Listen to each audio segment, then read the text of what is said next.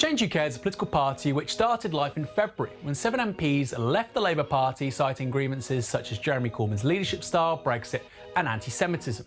Within a matter of days, they were joined by 3 former Conservatives, Dr Sarah Wollaston, Heidi Allen and Anna Soubry, with Anna Soubry saying that she was very happy to defend the record of the austerity coalition government, calling it marvellous. It was no surprise the media instantly took this new political formation. After all, it very much reflected their beliefs and ideas.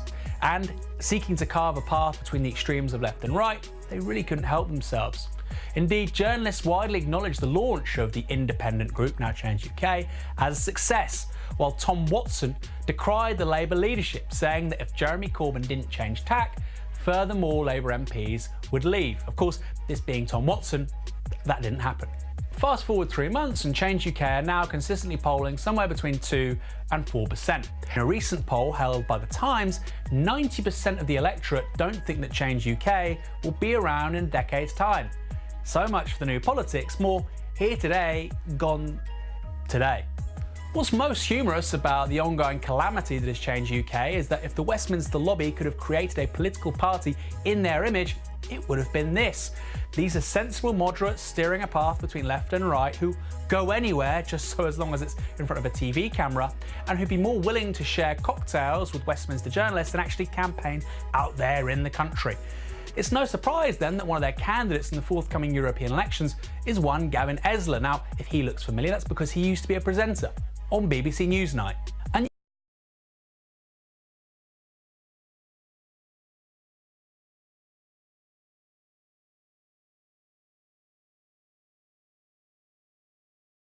And do you think that, if things go the way they go, do you think somebody like Bernie Sanders has a legitimate chance to win the nomination, or will they steal it again? No, they're not going to steal it this time. There's too many people that are wise in that. And Perez, Tom Perez is a Hillary holdover. So we just got to be very mindful of watching him in this regard. But no, they're not going to steal it this time. Once you do it once to me, it's not my fault. You do it twice to me, it is my fault. And Bernie is tough enough to recognize what's happened. When you see a candidate that doesn't mention the problem of what's going on in the Defense Department, taking all this money away from infrastructure, away from education, away from healthcare, and they say nothing about it, they don't even understand what's going on.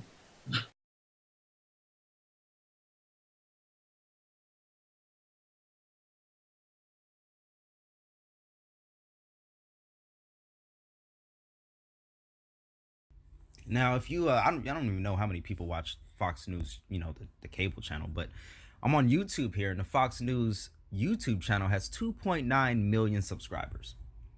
And I'm here on a video that was about a month ago.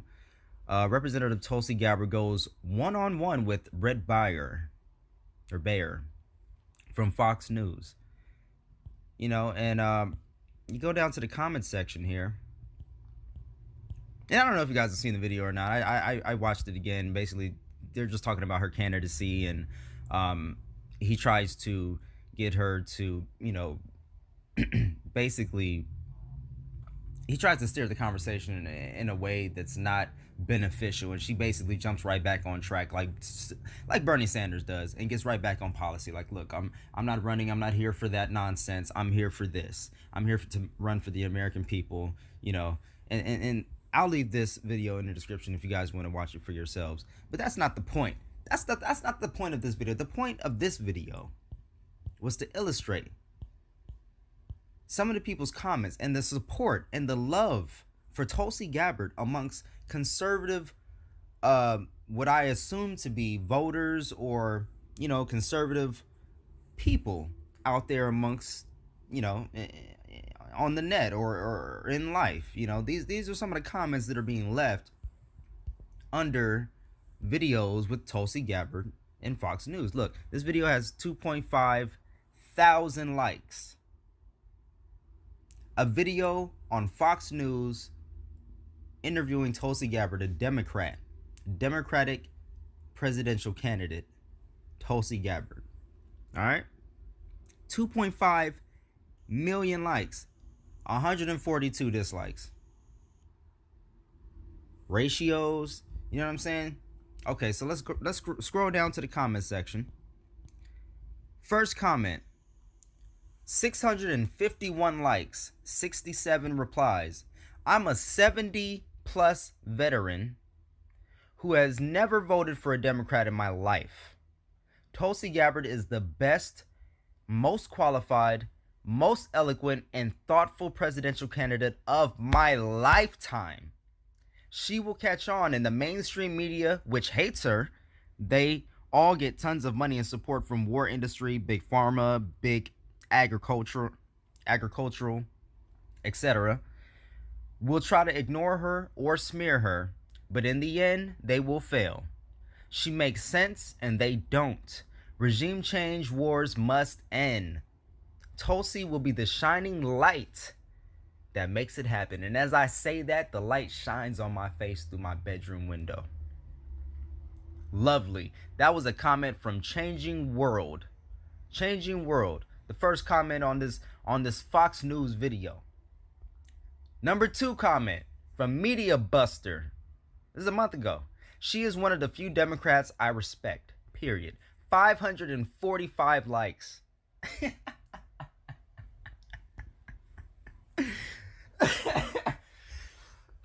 Excuse me. Third comment, Marina Tonkanaji.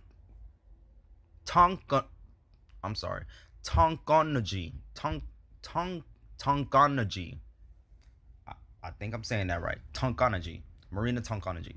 Excellent. She beat him in his gotcha game, and she did it beautifully.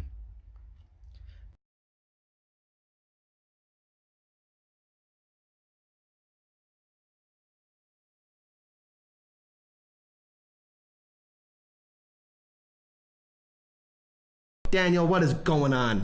So I think you basically nailed it on the head right away. So what we have is Senator Bernie Sanders called for breaking up Facebook. And this could be, in many ways it can be done. You can break away Instagram and WhatsApp and all the other things that Facebook owns. You can do many different things. And he's basically doing it through antitrust. He says, yeah, of course he's going to be doing it that way. And he adds, we have a monopolistic and increasingly monopolistic society where you have a handful of very large corporations having too much power over consumers. Yeah. So he also pointed out, and also the article, I should say, points out that he was joined by Elizabeth Warren and Tulsi Gabbard in support of this effort. You have other interesting people, such as Kamala Harris, who, I might be wrong on this, but doesn't she have someone that works on Facebook that's part of her campaign? I could be pulling that out of nothing, but whatever. She's decided to have a serious look at it, and Cory Booker has been clamping down and isn't as supportive of it. That's what we have right now. Guys, what do you think?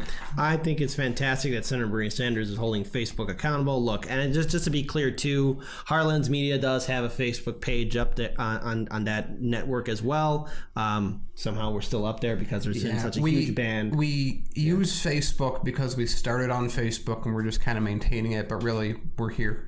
Yeah. Mm-hmm. So YouTube is where it's at. But I mean, at the end of the day, with Facebook and what's going on, how it's collecting our private data and giving it out to third-party individuals, I think it's about time Facebook is held accountable for some of its questionable actions. Paul. So a couple of things on this. So credit where credit's due. Elizabeth Warren was sort of the first of the Democratic presidential nominees to push this idea forward into sort of mainstream conversation. She introduced, I think she actually introduced the legislation or published what her proposed legislation would be. I think she outlined some of her finer points. I don't know exactly how closely this mirrors that, but it sounds like essentially the same thing.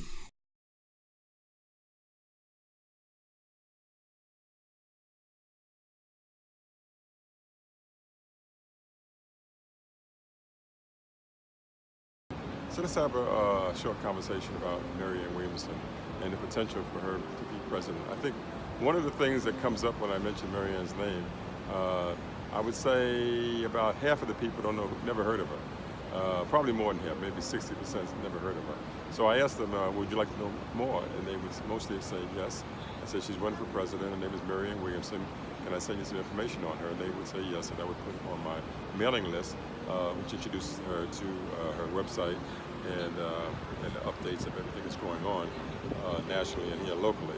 So you can click that link actually below and find out about Marianne Williamson if you're one of those people who don't know about her. The second thing they say, the people that do know her are saying, well, do you think she could be elected? You know, I kind of like what she says, or I do like what she says, but I don't know if she can get elected. Well, there's only one thing that's stopping Marianne Williamson from getting elected, and that is people who believe it is not possible. And that's true of anything. If you don't believe something is possible, it's not going to happen. And how that equates, if you don't think it's possible, and I mean you, that's you who listen to me, if you don't think it's possible, well, then you won't participate in her campaign, you won't donate, you won't spend any time, and that's exactly what's necessary. If you do